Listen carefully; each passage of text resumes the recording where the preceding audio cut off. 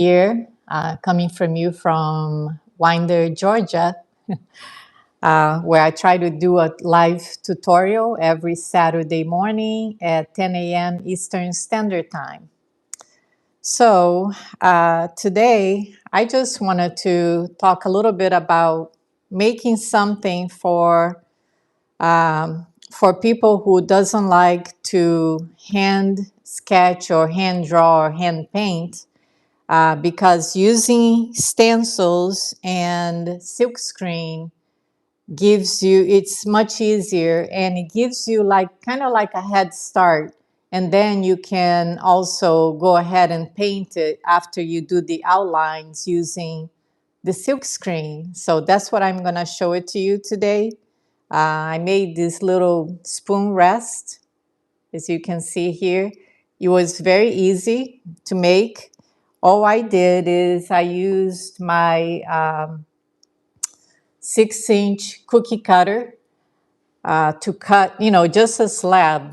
And this was maybe a little less than 1/4 of an inch and not quite 1/8 of an inch. So it's on the thin side. And also here, when I went around, and I'll show you how to do that, you just kind of fold in the edges, leaving this area here for the spoon. So that's how I make my spoon rest. So it was very easy using the cookie cutter. So anyways, here's another close-up of the toucan. And I'll show you here some, just so you guys can have an idea of what to use. And I didn't realize that I had so many stencils. Today, when I started looking, I was amazed that I haven't used, a lot of these stencils. So the one I used was this one. And if you guys want, I can give you the links. It was this one. Very simple design, so that it doesn't take too long to paint. And then I have some more intricate design, which would go very nicely in here, even though it's a square, but it certainly would fit in here. But this one is nice too, I thought. It has the very tropical monstera leaves, with birds of paradise, I think, or heliconia, I guess. And these are very inexpensive from Amazon. This is a much bigger one. If you want to make like a large plate. Good morning. Hi, Diana. Hi, Lucy. So this is a much bigger one. So these are all the stencils. I was just saying what I have here. A lot of tropical. If you Google tropical stencils or whatever, it can be any stencils. They have they have birds and just different things that you can make. Anyways, I thought about doing this one, but it's a little bit too intricate for our timing here. Hi, Miguel. Welcome, everyone. So these are just ideas for you using a stencil. And what I have here, for those of you who didn't see on the beginning, this is not fired yet. I just finished painting this one using the stencil and silkscreen. So it's just a little spoon rest. But as you can see, hi, Janet. Hi, everyone. Do you have a Cricut? I don't have a Cricut. I know you can make your own stencil, which is very nice. So thanks for the reminder that for those of you who likes making your own stencil, you can certainly do that. What's nice about the stencils is I'll show you here, is you can press it and it becomes almost like a little bit in relief. So that's nice. Anyways, let's get started here, guys. What I have here is a 6-inch. I used Iceman clay by Kentucky Mud Works. It's a real good clay for hand building, but you can use just about any clay you would like. My experience with porcelain using just flat pieces like that is porcelain warps. But I think everything else, it's okay. Also, I use Speckle Bee Mix. It's also good for hand building. So what I did here, just to save us time, I used, you see how it's a little, it looks grayish, but it's actually a light blue. It looks gray on the screen. So I used Mako White Ungobe, however you want to say it, White Ungobe, mixed with a little bit of, I used a little bit of navy blue, just because, oh, hi Sheila, welcome. Welcome everyone.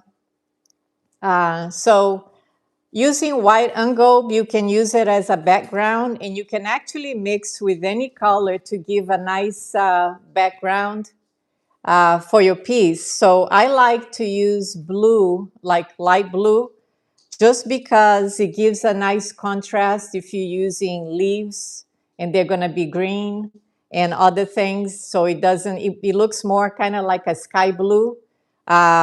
But you can use a light pink. You can use just about anything. So anyways, you can mix your underglaze with the white ungold to give you a nice background. And what I did here, I did 2 coats using a little fan brush. So use a nice, let me see here, where is it? Use just a nice soft, it has to be a real soft brush. I use this one, and I also use my fan brush, which I can't find it now. Anyways, it's, as long as you use something really soft, otherwise it's gonna give you those streaks. Oh, you're watching while you're glazing. That's nice, Sheila. Anyways, that's what I did with the white ungold mixed with the blue, and it gives you a nice light blue background. So then what I do is, if you guys have one of these sponges, there are, what do they call these? They look like a coral. Forgot the name of these. You guys can see. They're good for sponging something for like any watercolor painting. Yeah, but it's a sponge, but it's a natural sponge. Whoops, that's just some paint I have here. But you know how it is, just it has a lot more holes than a regular. It's not this sponge that has real closed up holes. This one is open. Natural sea sponge. Thank you. So that's what I use for just sponging something for watercolor background. So all I do is show you guys.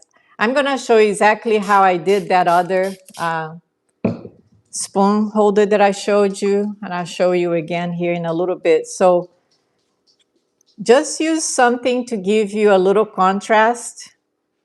You see how this is the blue that I used for mixing with the engobe. It's not quite a navy blue. I would say it's more like an electric blue. Anyways, you just dip it a little bit with some water. I hope you guys can see here. And I just kind of go about, I hope you guys can see what I'm doing here. It just gives you a nice background, because what I think when I was doing here the background, I did 2 thin coats, and I think you really need 3, but I ran out of my mixture and I was about to start. So if you guys are doing it, I would suggest 3 coats with the ungobe and just dabbing just around the edges, about not quite all the way to the middle. And that's all I'm doing here. And I tend to rotate the sponge a little bit. You don't want to drag, because otherwise you're going to remove your ungobe. So this is kind of like what I have so far. And you want to dry before you put your stencil. I'm going to use my heating gun just to move a little quicker. Sorry about the noise. Let's see.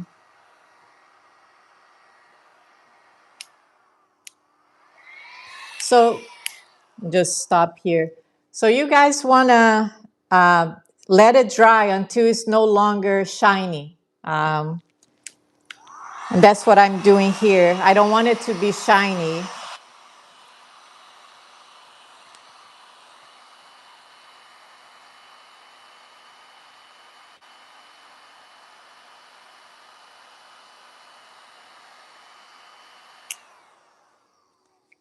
Okay. I think that's pretty good.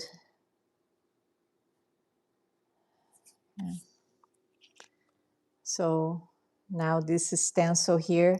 And what I did on the other one is I put it in here so that the main leaf doesn't necessarily needs to be right in the center of my disc. But what I wanted is to have pieces of the other leaves also included. So, oh, thank you. Thank you, Diana. So you arrange your, your composition the way, you want. There is no right or wrong. And then I use my little roller. And sometimes I use this part here that is a little bit rounded just to go only on the leaves to kind of create that recessed area here where I'm going to paint.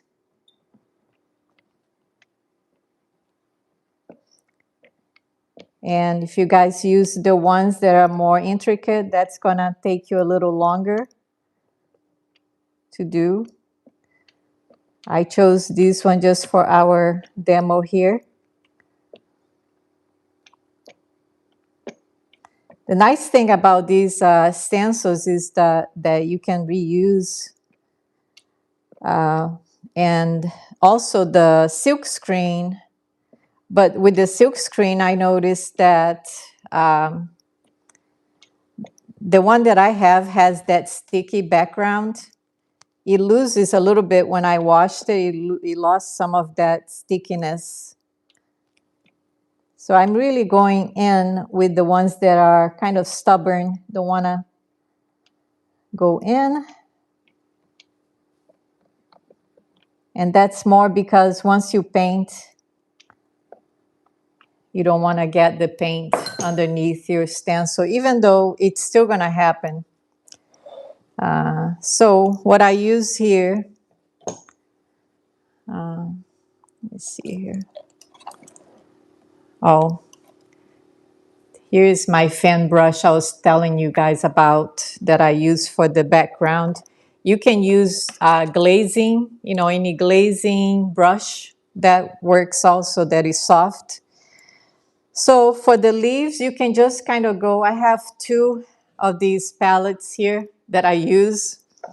One has my kiwi underglazes, this one here, mostly kiwi, which I love. And the other ones are other brands like Mako, Fundamentals. And I like to keep it here because even if they dry out, all you do is you spray, and they have lids. Like this is the lid for this one here. This is the lid for this one. And it's very handy because this one comes with a caddy for you to put all your brushes.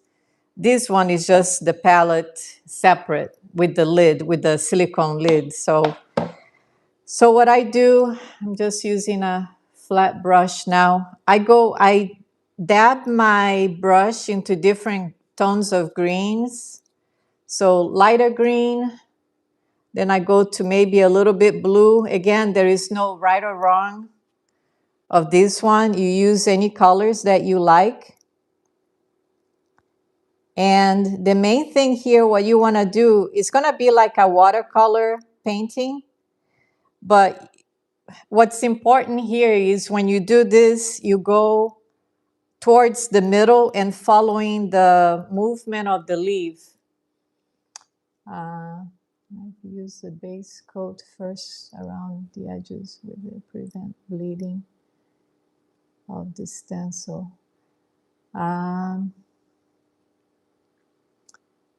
Diana, I don't know what you're saying. If I use the base coat first around the edges, will it prevent the bleeding?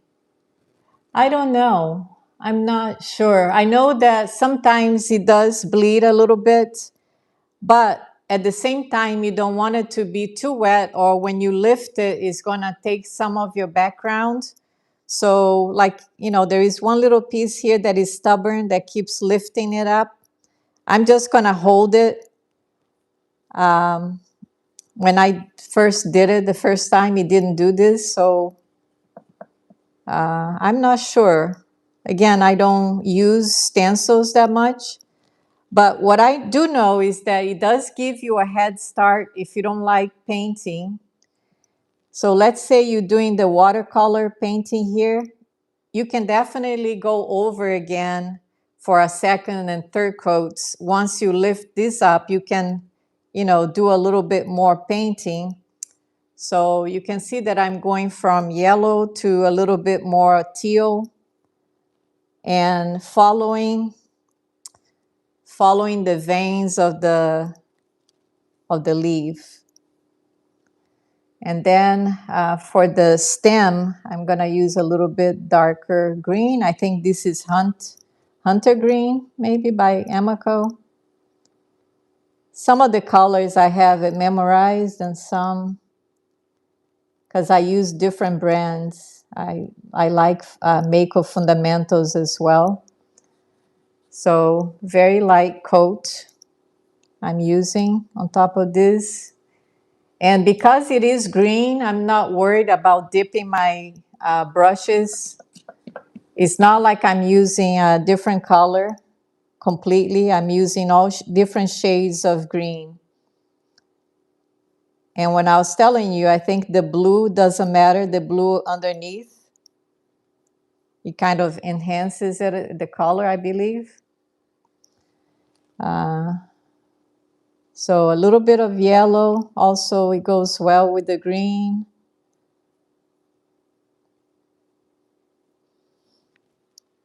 So one thing I didn't do on the other one that I could still do is go with with the stem here that you see on the bigger leaf. You can also continue with a little liner brush. You can continue the stem going down if that's what you want to do. I didn't do it on the other one. Oops. Have a blob of another color here.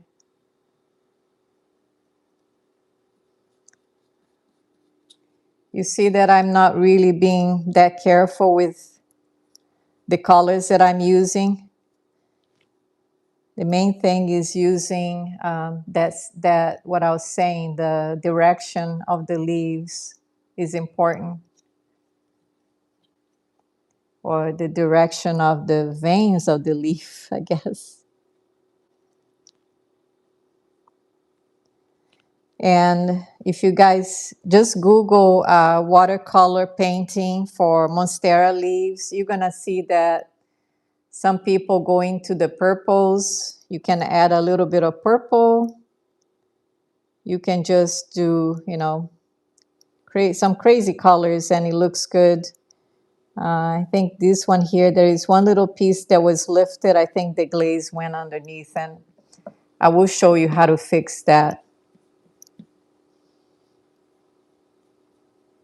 if it bleeds underneath.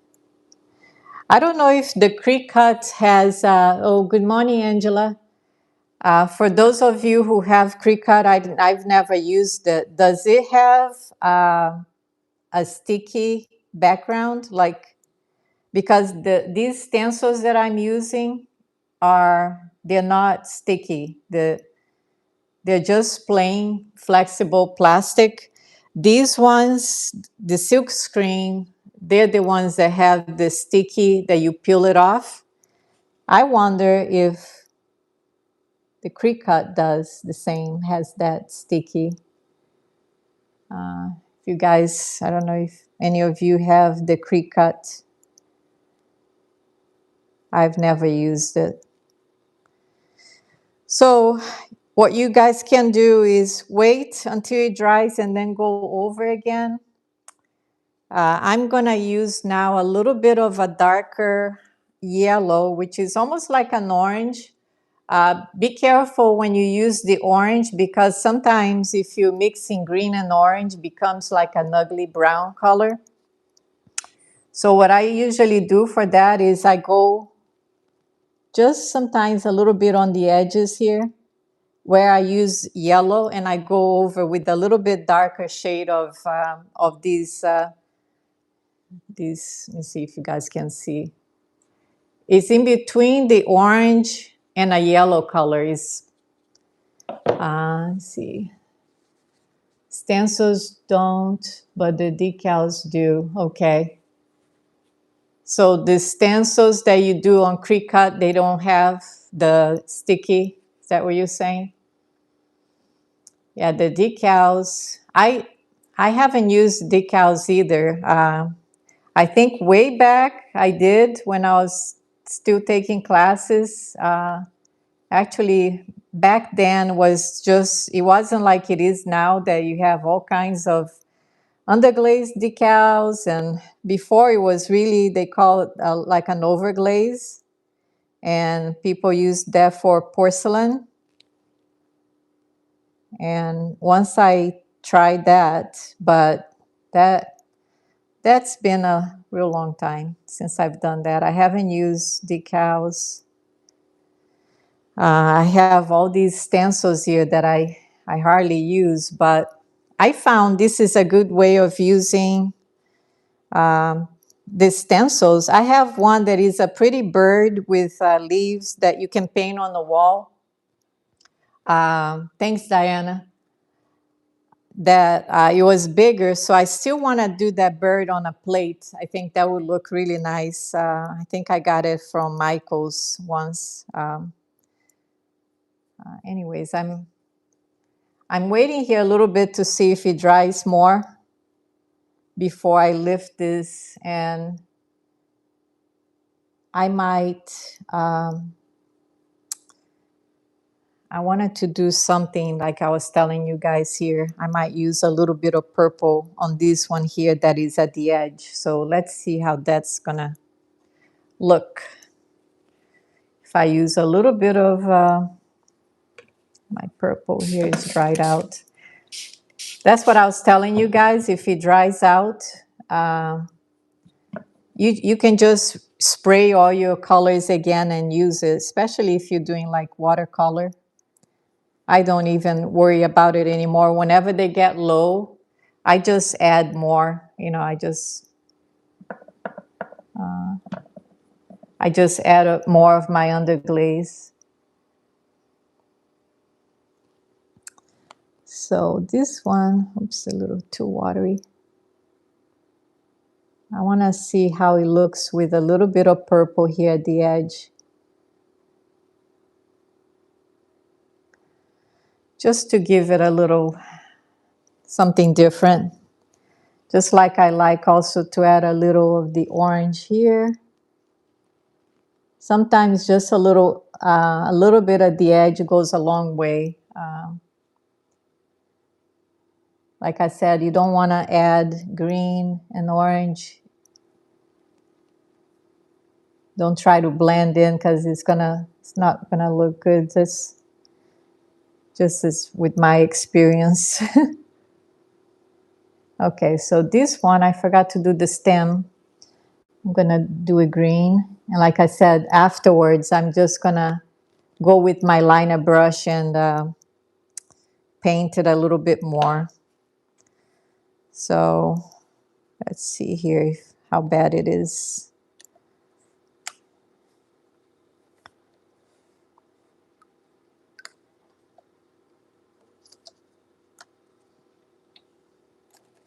Yeah, so this one here at the edge, like I was saying, it bled a little bit, but not to worry. Let me see.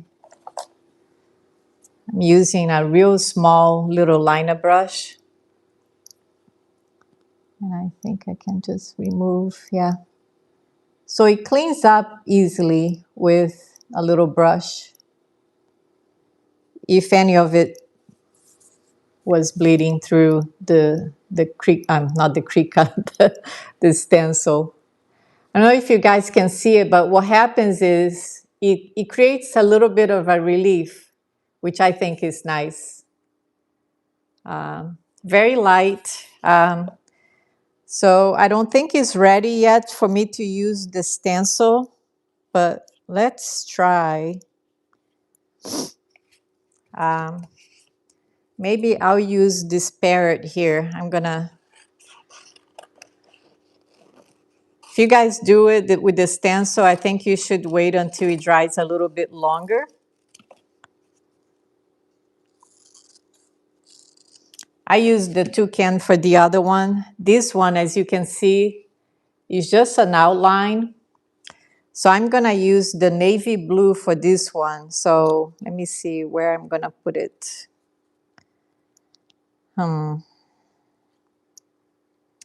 See, he's perched on something. So whenever you use a stencil, you can get creative, and afterwards you can, you know how he has that little branch there? You can extend the branch with a liner brush on the other side and then add something like maybe a flower. Maybe that's what I would do here. I don't think I'll have time to show the whole thing, but once I'm done with this, I will put once I have the finished product, I will post it. Let me see if I have a good place here for him. I don't think he has to be in the center, but I'm going to put it right here, kind of like on the side. I am going to press it just slightly.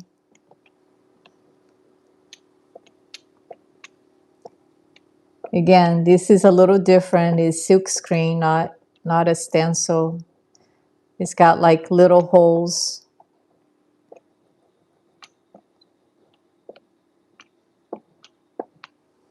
Okay. And what I do for this one, I just use my finger because you want to use the underglaze almost like a paste. You see how it's almost like a paste?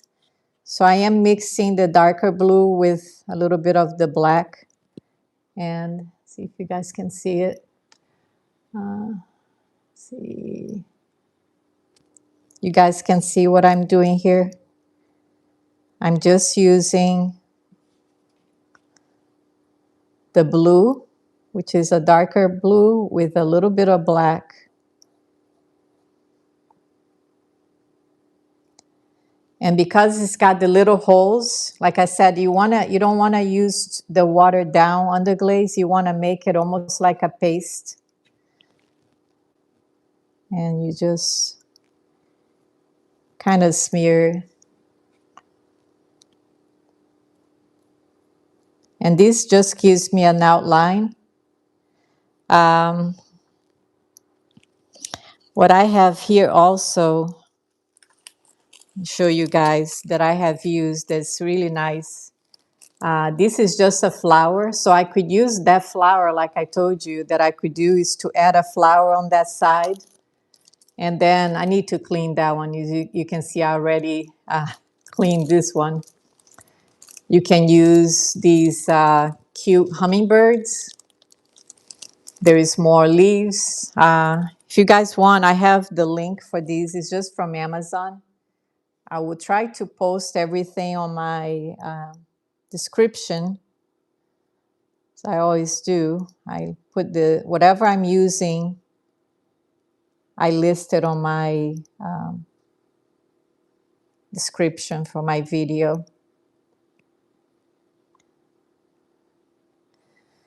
So, so the toucan, as you guys could see here, that one, the difference, let me see where it is here. The difference from the toucan to this one, the parrot, is that you see the white stuff.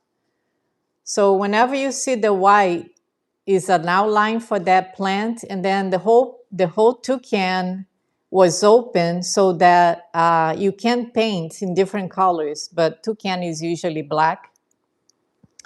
I didn't make the transfer. No, these are all store bought just from Amazon. So this is the difference from sometimes you get a silk screen that is just an outline, and sometimes you get something open like that you can paint the inside, and that's what I did here. So the parrot is just slightly different. So it's up to you which ones you want to use. If you want to just leave the outline, that's fine too.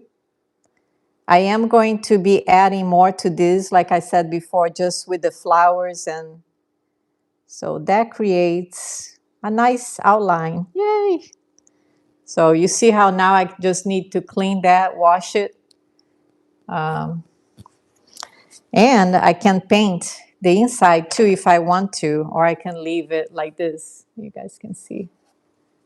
Yeah. It created a nice dark blue black background. So now I can add flowers here. You can just do your layering the way you want to. So I'm not gonna keep doing it because this video is gonna be too long. We're already half hour. So here it is, you guys, how I just, how easy it is to lift this. Let me show you. And make sure your fingers are dry, because if they're wet, you might transfer some of the paint to your hands here. All I do is I go around folding the edges. And then I use the sponge to curve these a little bit more because it's wet. The sponge, it helps with the clay to be more malleable. So when I get to a point wherever you want your front to be, where your spoon is going to be, so I'm going to lay it out the way that, right where that leaf is right there will be my place that is going to be flat. So I'm going to leave this area right here flat. And now, remember, these fingers are dry. And these are wet. So keep your sponge wet on the outside. And do a little curve right there. It's just like when you're doing on a wheel, your spoon rest. You do that edge. And then you just continue making this folded edge here. If you want it a little bit more open, the other one I curved a little bit more up higher. But using the sponge, the wet sponge, not only helps to define your edge here to make it a smooth edge, but it also helps to get rid of all those, if you try to bend your clay, sometimes if it is a little bit on the dry side, you get some cracks, but this helps getting rid of that. And you just kind of squeeze that sponge and then do that with your finger like that until you get all the way to the other side, the other edge right there. And you just keep going like that until you're happy with the way it looks. So right there, make another curve. So this is where my spoon is going to be. Another thing you could do too is turn this upside down and add a little coil if you want that more elevated. So it's not just flat, sitting flat on your countertop or whatever. I'm just gonna leave mine like that, but you can certainly do to elevate a little bit more, almost like adding a foot to it. So yeah, I'm gonna leave mine like that. If I want it a little bit more curved, I can just go around again, but mainly I wanted to show you guys that that's the curve. You clean the edges really nicely with this, so all you really need to do with this is once it's done bis firing, you can just add clear.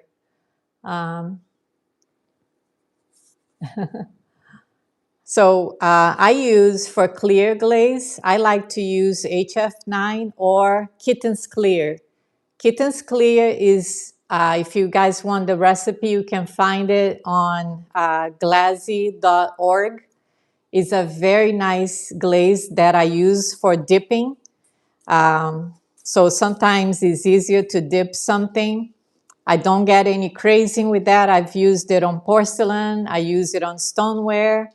It's a nice zinc-free clear that you can use over underglazes. Also, this HF9 is really good also for glazing.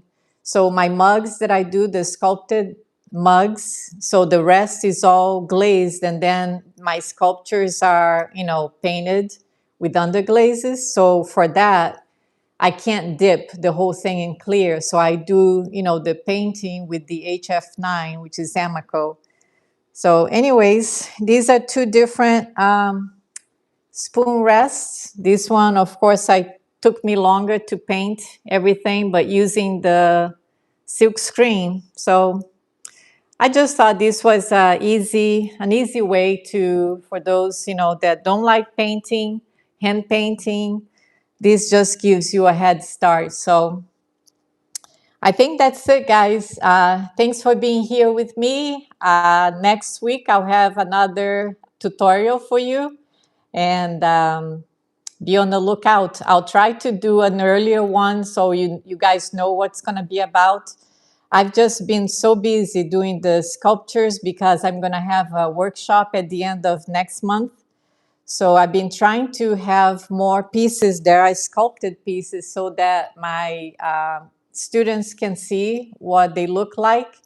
And so that's why I've been doing today and last week. I've been just doing something on the spur of the moment. But next week I'll try to have something ahead of time so you guys see what we're going to be talking about instead of being like a surprise tutorial. So thank you for being here, guys, and I'll see you next Saturday.